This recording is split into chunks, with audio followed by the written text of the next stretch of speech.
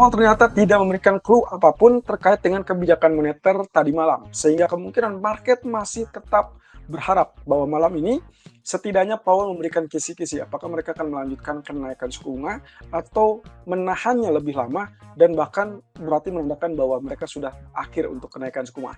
Dan itu yang akan menjadi pemicu pergerakan market. Terlebih kalau kita perhatikan dari beberapa statement-statement dari bank sentral. Nah, ini dia ulasannya apa yang akan menggerakkan market berikutnya. Nah, market masih lebih kepada waiting for Powell. Meskipun tadi malam sempat memberikan kekecewaan karena sama sekali tidak mendetailkan ataupun memberikan pernyataan terkait dengan kebijakan moneter. Dan persis dengan apa yang kemarin kita juga bahas, bahwasanya saat dia tidak memberikan kisi-kisi ataupun pernyataan terkait dengan kebijakan moneter, maka bisa saja dolar akan kecenderungan menguat dan emas mengalami penurunan. Dan itulah yang terjadi tadi malam. Kemudian kita lihat di sini posisinya masih tetap dalam acara agenda utama, yaitu menunggu Powell sampai memberikan at least pernyataan. Dan kali ini di acara IMF yang kurang lebih title-nya adalah diskusi panel. Jadi kalau misalkan kita bicara tentang diskusi panel, kemungkinan di situ akan ada tanya jawab dan diperkirakan market akan lebih volatile. Jadi catching up, ya. Kita harus tunggu sampai kurang lebih di jam 2 malam atau 2 dini hari nanti.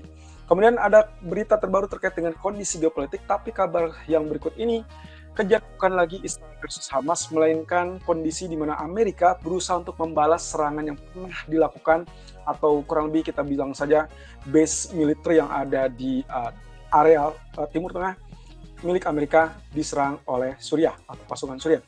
Sehingga akhirnya mereka berusaha untuk membalas dan mengirimkan serangan tersebut ke base militer Suriah Timur yang dicurigai sebagai tempat penyimpanan senjata pasukan Garda Revolusi Iran.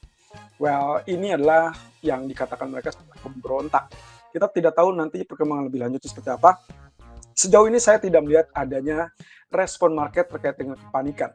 Mungkin mereka lebih antusias untuk menunggu Powell ketimbang dengan kondisi geopolitik. Nah, tapi catatannya, belajar dari apa yang sudah pernah terjadi, maka kita keep berita ini untuk akhir pekan. Artinya, malam ini tetap fokusnya adalah kepada Powell, lalu kemudian besok malam mungkin setelah data ekonomi kita akan kembali dihantui atau dibayangi dengan potensi konflik yang lagi-lagi terkait dengan Timur Tengah. Jadi kalau misalkan seperti ini, saya tidak menggambarkan bahwa emas ataupun crude oil dalam hal ini akan mengalami kenaikan, karena kita sampai saat ini juga belum mendapatkan pemicu. Nah, kemudian kalau perhatikan dari pejabat Fed berikutnya, yang memberikan statement agak sedikit melegakan, yaitu adalah dari Harker. Ya, Harker mendukung suku bunga tinggi dan ditahan lebih lama, tapi dia tidak mendukung untuk kenaikan suku bunga. Nah, ini mungkin kalimatnya agak rancu. Tapi intinya apa yang sempat dideklarasikan atau yang sempat katakanlah dipromosikan oleh para pejabat Fed, yaitu higher for longer. Artinya suku bunga akan dipertahankan di tingkat yang tinggi lebih lama, tapi tanpa harus menaikkan suku bunga tambahan. Dan itulah yang dicoba untuk didukung oleh Harker.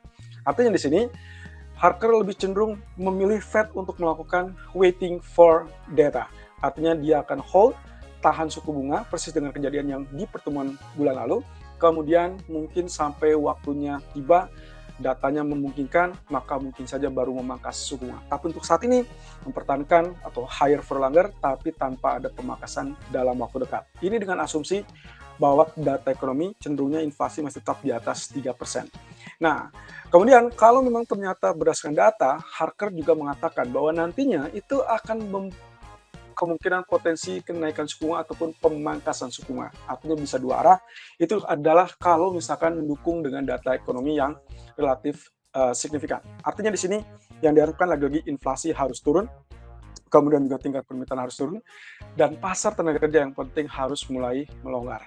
Jadi harapannya adalah dia melihat ada kemungkinan angka tingkat pengangguran di angka 4,5% untuk tahun 2024. Wow, ini cukup tinggi dan saya rasa itu masih dalam progres karena kemarin kita sempat lihat data tingkat pengangguran itu berada 3,9%. Nah, untuk inflasinya sendiri, Harker cukup yakin bahwa nanti di tahun 2024 kemungkinan akan turun di 3%, barulah bertahap ke 2%. Nah, berarti nih teman-teman, 2024-nya masih pertanyaan, apakah di awal tahun atau di pertengahan tahun? Yang jelas, bagi Harker, dia mendukung untuk adanya mungkin tidak harus menaikkan suku bunga. Artinya hold suku bunganya, dan itu berarti Desember mungkin juga ditahan tanpa harus ada kenaikan.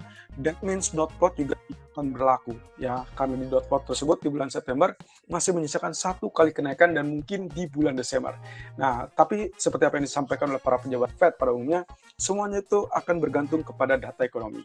So, tanggal 14 November minggu depan kita akan perhatikan data CPI. Apakah betul apa yang dikatakan oleh itu Harker ataupun dengan pejabat lain terkait dengan inflasi perlahan mengalami penurunan.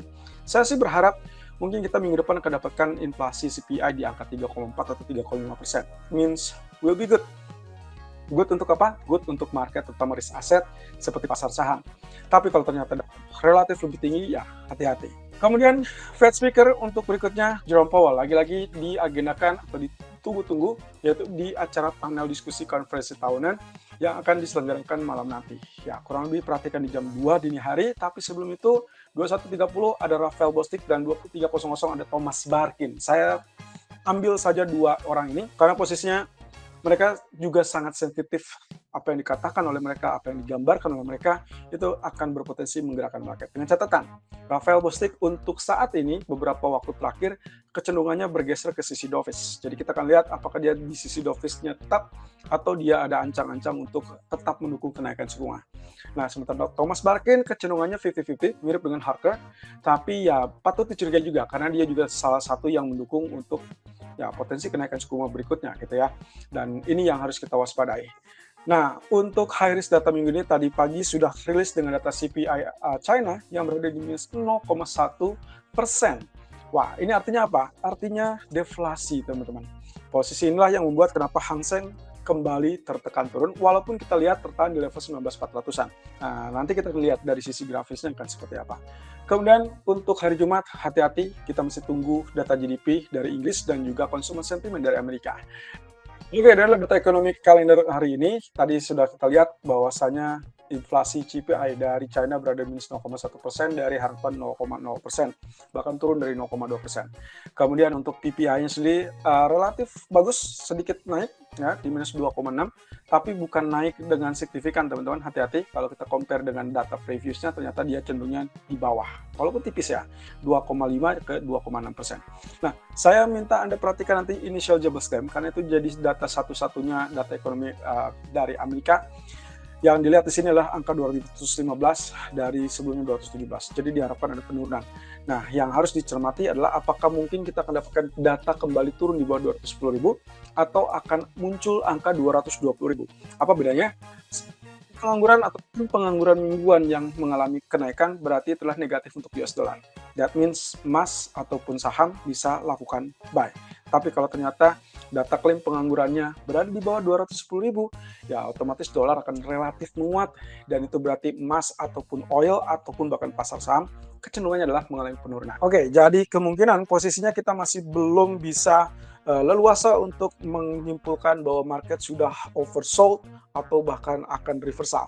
Tapi yang jelas untuk emas sendiri seharusnya kita sudah melakukan bottom yang kemungkinan akan menjadi level support yang cukup bagus.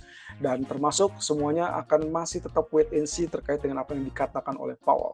Let's see, apakah dia akan dovish atau akan tetap hawkish.